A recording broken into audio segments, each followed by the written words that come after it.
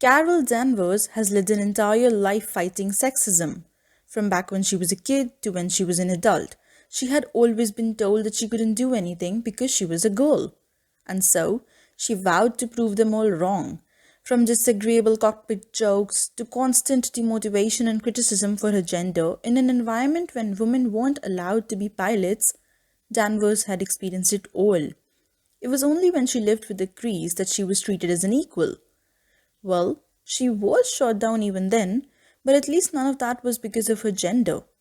Brie Larson's Captain Marvel, in that way, is a film about smashing the patriarchy and breaking the glass ceiling, at least in theory. But does it really do any of that? Hey everyone, this is Ritika. Welcome to my channel. Last week I uploaded a video about the Captain Marvel Hate Club, which is just a fancy way of saying that a lot of people hate her. Today's video is the second part to that.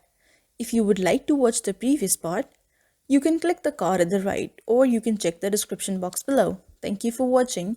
I hope you enjoy.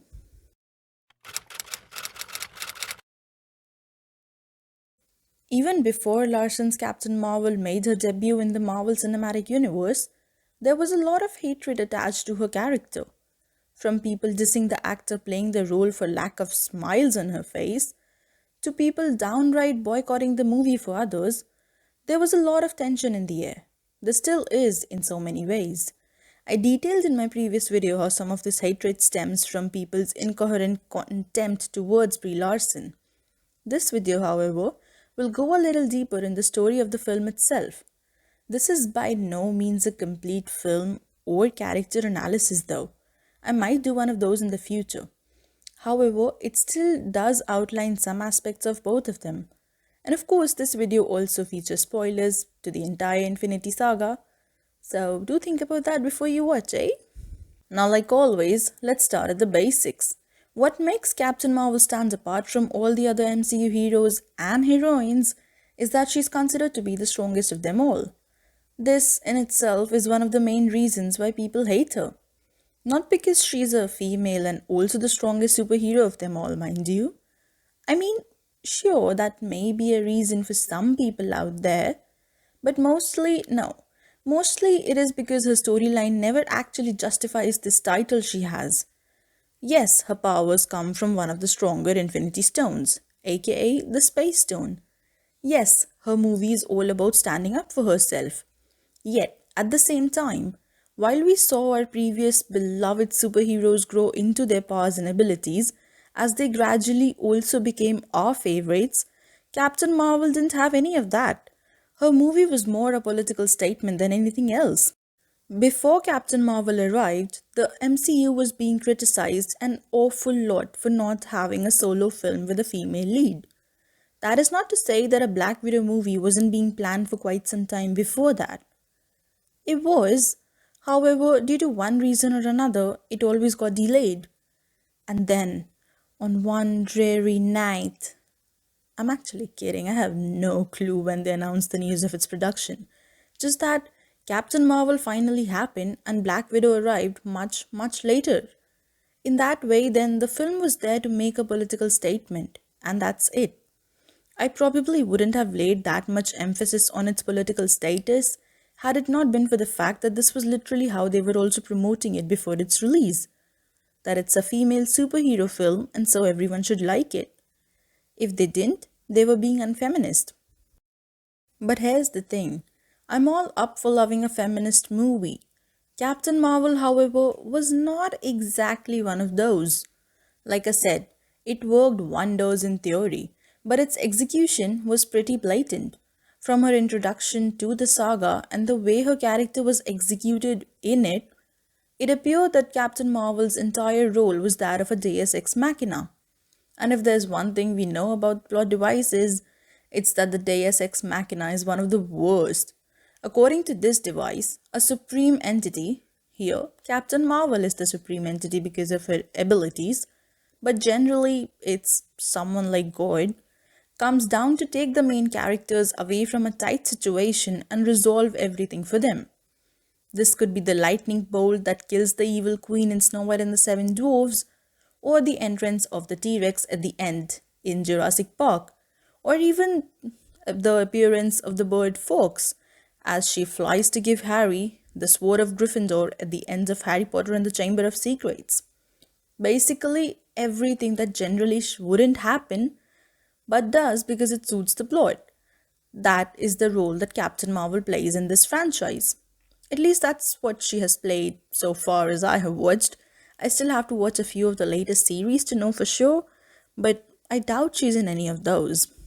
In that sense, then, it's almost like the writers of the saga are saying that, hey, we don't really like her as much, but you kind of have to, because if you don't, then we'll call you unfeminist and ban you.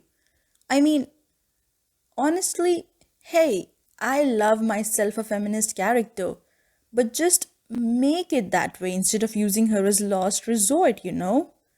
Show us that she's feminist instead of just saying it out. Give her some importance so that we can give her that too. Help us love her. But they don't really do that. Even her origin story is too much of a disappointment. Almost every superhero or heroine has one of those which depicts to the readers or audiences how this average Jane or Joe came about to be above average. For the most part, MCU has been great at these origin stories. Not only that, but for the most part, at least when it comes to the ones who are the strongest and the ones who are the dearest to us, there have been trilogies helping us watch the development. And if the trilogies haven't arrived yet, then they are soon to reach completion. With Captain Marvel, none of that happened. They gave us a common and average tale and expected us to love the character within an instant. Well, guess what? That's not how it works. Captain Marvel's point of introduction was just when the heroes needed her. They had lost everything in the Infinity War and they badly needed a win. So, who comes along and saves Tony and Nebula from outer space? Captain Marvel. Who comes right at the end of the action to kill Thanos' entire army? Captain Marvel. Who is the strongest hero of all that no one can ever defeat? Captain Marvel. Of course, this is not the character's fault or even Brie Larson's, it's just in the way she is written and then introduced to us. Not that she held that much of a role in Endgame either. She could have been introduced then and her origin story revealed later on, like they did with Spider Man or maybe even Black Panther. We just might have ended up caring for her a little more then. Because at least then we would have known that she held some role in defeating the almighty Thanos, and so her movie was worth exploring. In other words, to sum up what I've been saying all this time, it appears that despite being the strongest and most powerful MCU superhero and heroine ever, she was nothing more than an afterthought to the people who wrote her. Almost like a prop used merely for show. Clearly, her character has never been much of a priority. So then, what is the point of creating this all powerful superhero and not using her to her full potential? Aha, you guessed it. Political agenda. It's almost like the creators themselves don't value her. How can we then? And of course, another criticism that her character faces is how much annoying her dialogues are.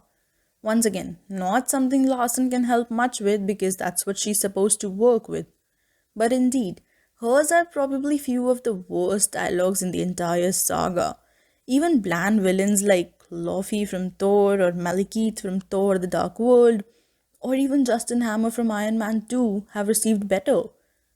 It's almost like they were planning on, no, actually betting on people hating her from the start and then using that as an excuse to diss the said people. She's depicted as this arrogant jerk who is arrogant merely because of her strength. Strength she did nothing to earn. She was just at the right point, at the right time, and lucky enough that she did not die. She has basically zero flaws as a result and is practically undefeatable. She fears nothing, which kind of makes her also a little boring to us. If there is no fear, then there's nothing that interesting about you anyway, is there?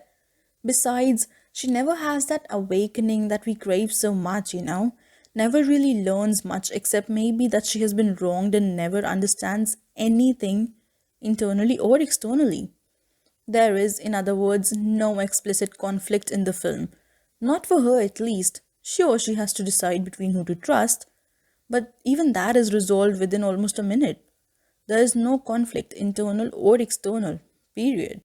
Her portrayal, in short, as the strongest Avenger is actually a betrayal to not only all the others before her who have fought to reach their potential, but also to us, the audience, who have spent countless hours oogling at our screens to understand these tales.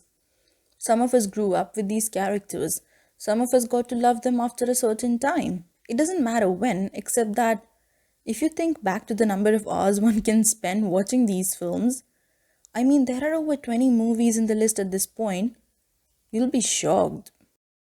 To sum up the points so far, then, despite her amazing strengths, she can never be a fan favorite because A, we don't quite know who she is as a person, and B, she's an arrogant jerk.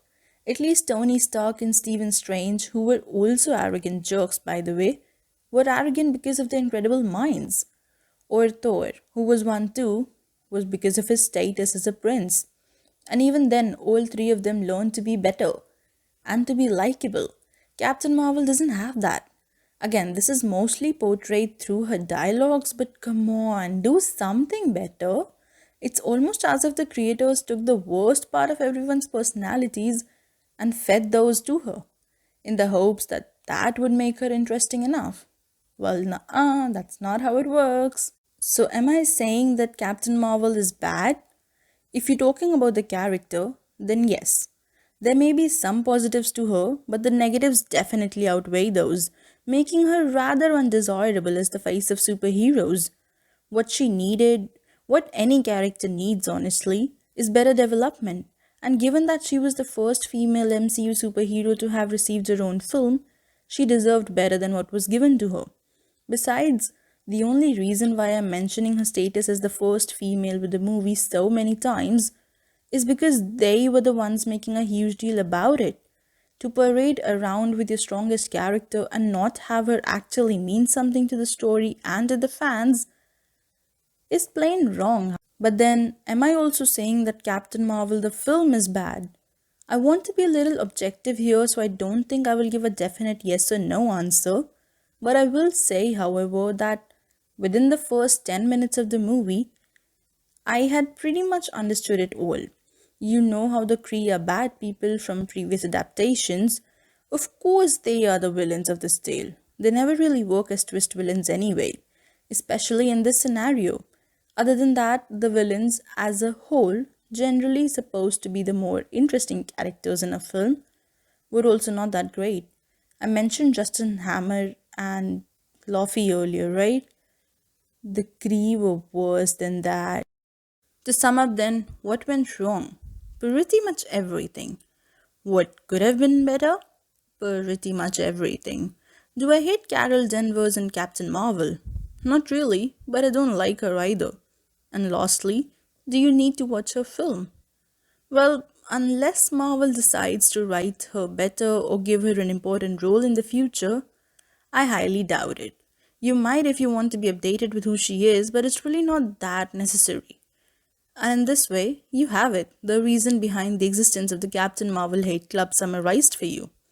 What did you think of all of this? Do you like the character or do you hate her? Do you agree with any of my points? Hopefully, all of them?